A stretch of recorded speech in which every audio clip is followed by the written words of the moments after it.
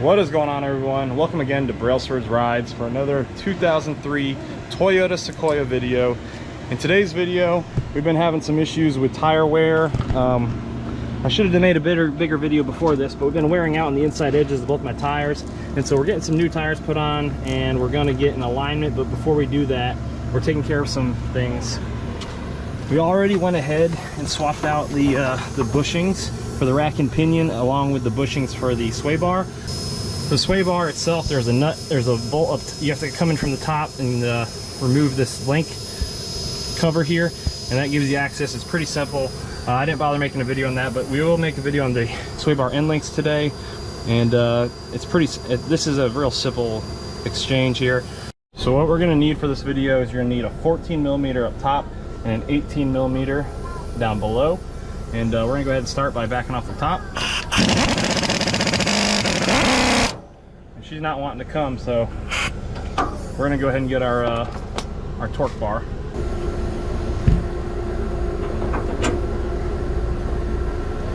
So please forgive my extension setup here, guys. I have some of my tools in my camper and don't have access to them right now, but we just broke that free. We should be able to back it off now.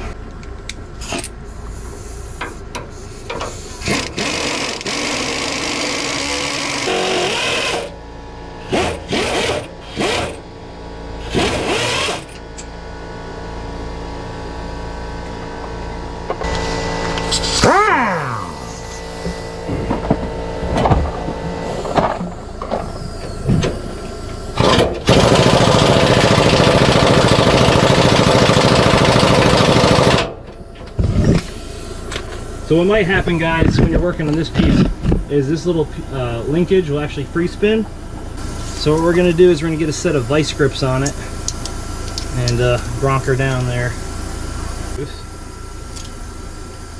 There we go. Let's try it again.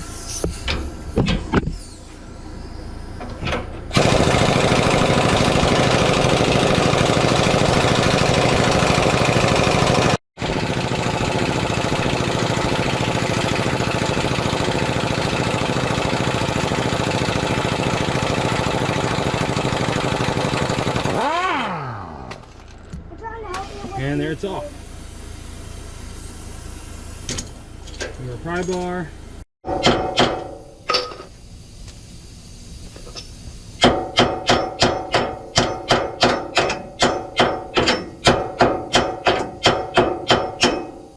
Alright, sorry I had to quit on you guys because it was burning up my battery and I have like 19% left, but I had this guy stuck up in here.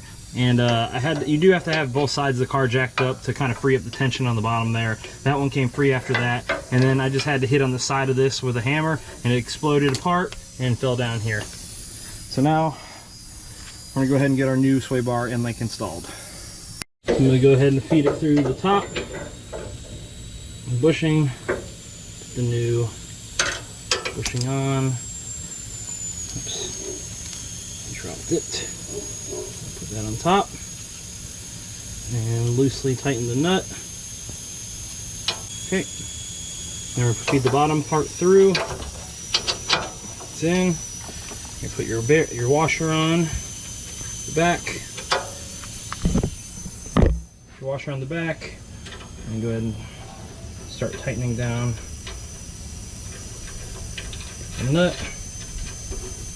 Again, it should be an 18. Go ahead and tighten her up.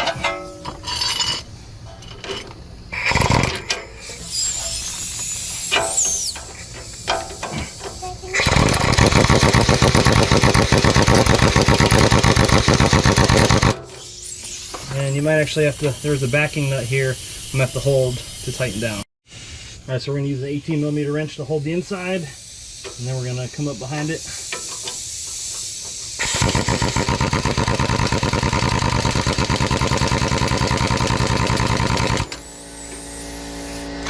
Sorry guys, my air compressor's on its last legs. We're gonna snug that down. We got a 14mm on top.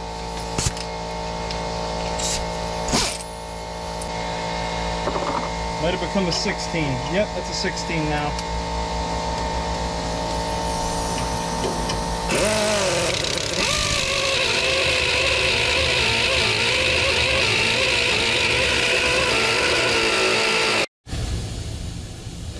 So we're going to torque the bottom to 57 foot-pounds and the top to 27. Here we go.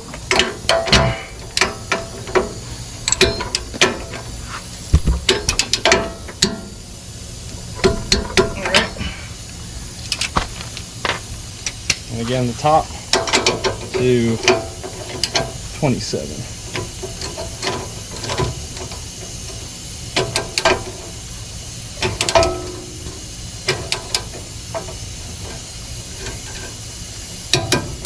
All right, that's tight. And there you have it, guys. That's how you replace your sway bar end links. I'm going to add some grease in this grease fitting here. The cushions aren't as big as the old ones, but I think it'll do the job for now. This is a 350,000 mile Sequoia.